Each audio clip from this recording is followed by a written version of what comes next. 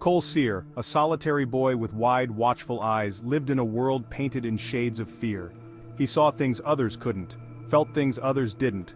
Shadowy figures, lost and hurting, whispered to him in the dead of night. They clung to him in crowded hallways, their icy touch sending shivers down his spine. He didn't understand. Why him? What did they want? The fear gnawed at him, a constant companion in a world that seemed to shrink with every passing day. He withdrew into himself, a fragile shell guarding a heart brimming with unspoken terror. His parents, loving but bewildered, watched helplessly as their vibrant son retreated further into his shell. They sought answers in doctors' offices and hushed consultations, but the diagnosis remained elusive. Cole, meanwhile, wrestled with his terrifying secret, alone in his haunted world. One day, a new face appeared. Dr. Malcolm Crowe, a child psychologist with a quiet demeanor and empathetic eyes, arrived at the Sear residence. Little did Cole know this encounter would change everything. Dr. Crowe exuded a calm that settled over Cole like a warm blanket. He didn't dismiss Cole's fears or brush away his stories as childish fantasies. Instead, he listened, his gaze steady, his silence inviting. He spoke in a low, soothing voice, his words carefully chosen, each syllable a balm to Cole's raw nerves. "Do you see them all the time?" he asked gently. Cole, hesitant at first, found himself opening up to the kind doctor. He spoke of the shadowy figures, their hollow voices, their sorrowful tales. He described their pain, their confusion, their desperate pleas for help.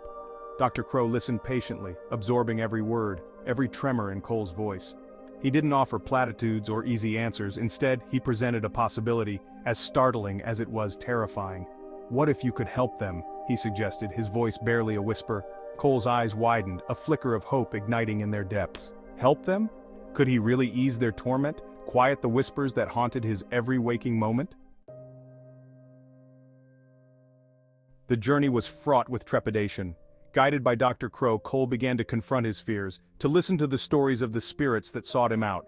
He learned that they were not monsters to be feared, but lost souls yearning for resolution, for peace.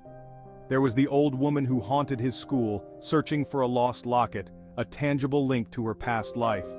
Cole, his heart pounding, found the locket, returning it to her trembling hand. The woman's face softened, her form shimmering before fading away, leaving behind a sense of peace that settled over the room. He helped a young boy who had died in a car accident, reuniting him with his grieving father. He listened to the tearful confession of a man who had wronged his family, helping him find forgiveness in the afterlife. Each encounter, though terrifying at first, chipped away at Cole's fear, replacing it with a sense of purpose. He was a bridge between two worlds, a conduit of peace and understanding. Section 4. The Gift of Empathy. As Cole embraced his unique ability, he discovered a wellspring of empathy within himself. He felt the spirits' pain as his own, their sorrow a tangible weight on his young shoulders. He understood their fear, their anger, their desperate longing for closure. He saw beyond the ghastly appearances, recognizing the humanity that lingered beneath. They were mothers and fathers, sons and daughters, their lives cut short, their stories left unfinished. He learned that death did not erase their pain, their love, their regrets. With each encounter, Cole's own heart expanded. He learned the true meaning of empathy, of connecting with another being on a soul level. He realized that his ability was not a curse but a gift, a chance to bring solace to those trapped between worlds. Section 5. Finding Peace. The fear that had once consumed Cole began to recede, replaced by a quiet acceptance. He understood that he was different, but that difference did not make him a freak, a monster. It made him special, chosen for a purpose that was both terrifying and profoundly moving. He no longer flinched at the sight of a spirit, no longer cowered from their touch. He saw their pain, their longing, and in their eyes, he saw a reflection of his own. He was no longer alone in his haunted world. He had found kinship in the most unexpected of places. With each spirit he helped, with each story he heard, with each tear he dried, Cole found a piece of himself he didn't know was missing. He found peace in his purpose, strength in his empathy, and solace in the knowledge that he was making a difference. Section 6. Embracing the Unseen. Cole's journey was far from over. He knew that as long as there were lost souls seeking solace, his work would continue. But he no longer feared the path ahead. He embraced his gift, his connection to the unseen world, with a newfound sense of purpose and courage. He learned to navigate both worlds, the seen and the unseen, with grace and compassion.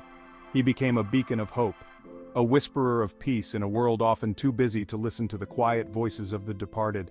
And as Cole embraced his destiny, he realized that the true gift was not his ability to see the unseen, but his capacity to love without boundaries, to heal with empathy, and to find beauty in the most unexpected of places. He was a testament to the power of human connection, a reminder that even in darkness there is always light, and in the face of fear there is always hope.